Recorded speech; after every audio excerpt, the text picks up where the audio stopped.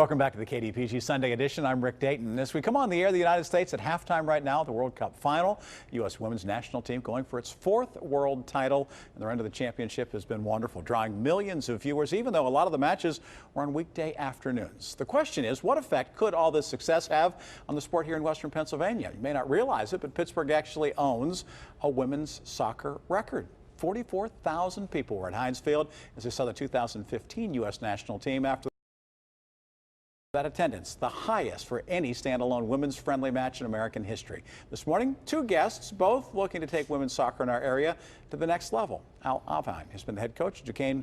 He has been there since 2012. And when Randy Waldrum is the head coach of the Pitt women's soccer team after stints at Notre Dame, where he won 2 national championships, also at Houston with the Dash in the NWSL. There may be some people who don't even know NWSL.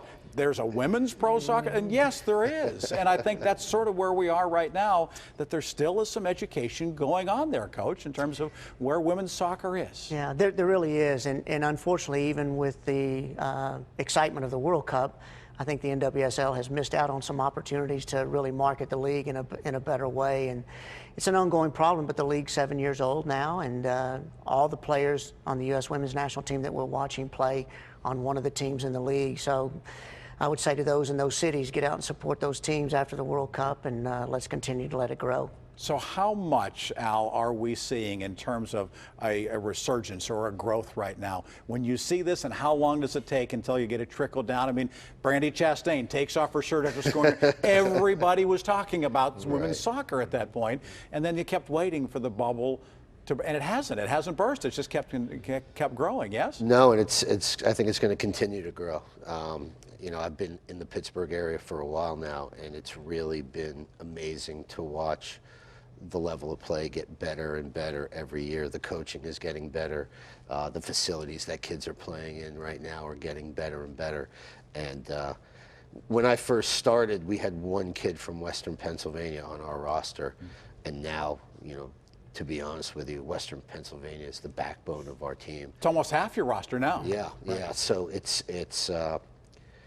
interesting to see that you can actually put out a pretty competitive team now with players based mostly out of Western Pennsylvania. Right. So, and it's just going to continue to get better and better. Do kids want to stay home? Do they want to be able to play for a Pitt, for a Duquesne, for a Robert Morris? Do they want to be able to stay closer to home where mom and dad can still see them? I think so. I think there are a lot of kids and we have a lot of Western Pennsylvania kids that are playing in top college programs all over the country, playing professionally all over the world. So, but we do have kids that love the school, and Randy can tell you as well, kids that love Pitt, dream of playing at Pitt, dream of playing at Duquesne. So we're getting more and more kids, I think, that are interested in sticking around and playing in front of their parents for 4 years, definitely. Is this World Cup's team doing for soccer what Tiger Woods did for golf some years ago?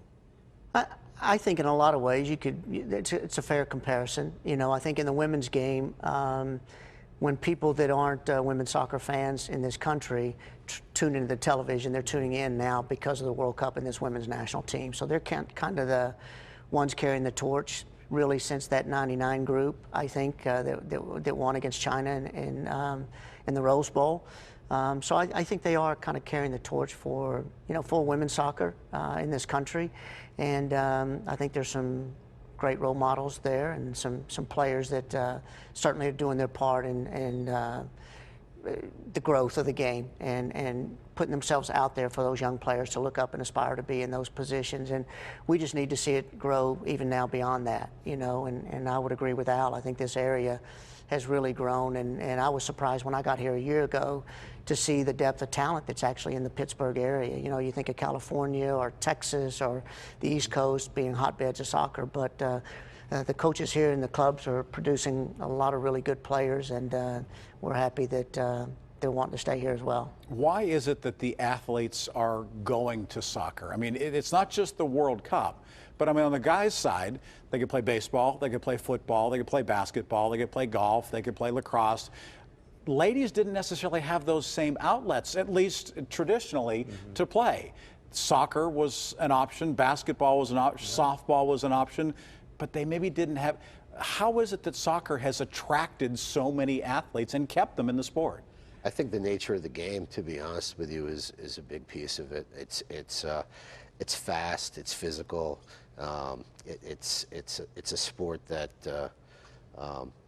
that girls can really excel in. And for me, if you look at the comparison between the men's game and the women's game, our game is the only game that is identical to the men's game. The rules are exactly the same. The ball is the same. The number of players on the field is the same. So there's that parallel to the men's game that you don't see in any other sport. So I think that's a piece that maybe attracts female players as well too, that they're playing this game on the same terms and on the same level as the men do. Interesting. To what extent do you think Title IX has sort of laid the groundwork for the popularity of the sport today?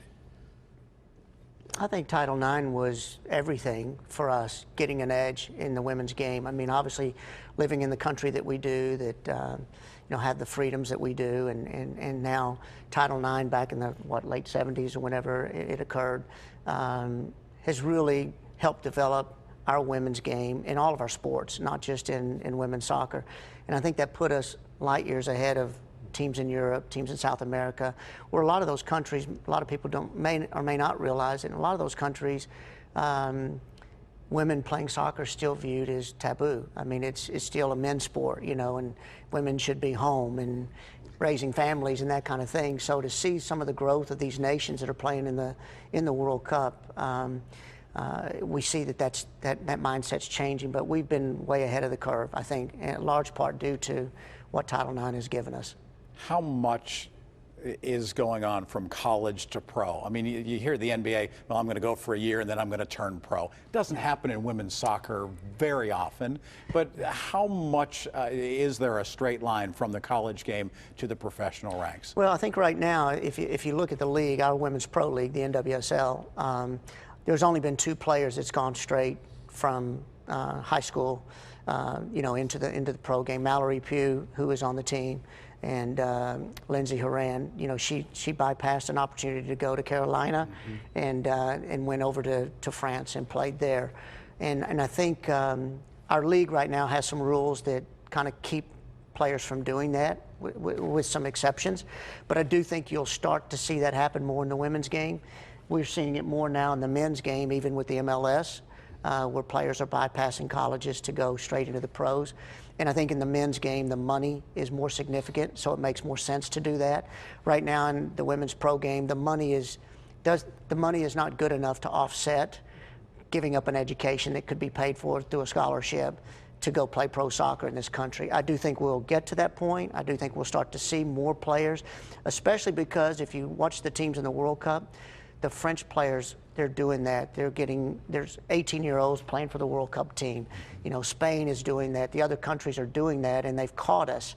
So I think you're going to see more of that in the women's game here, where they're going straight from high school into the pros, whether it's in our pro league here in the U.S. or in one in Europe. I think you're going to see a little bit more of that. Yeah, absolutely. I think if you look at, and kind of touching on what Randy said, those countries that traditionally are powerhouses in the men's game, Spain, Italy, the Netherlands, people right now are getting a taste of how good those countries can be. The Netherlands is playing in only their second World Cup ever, and they're in the final today.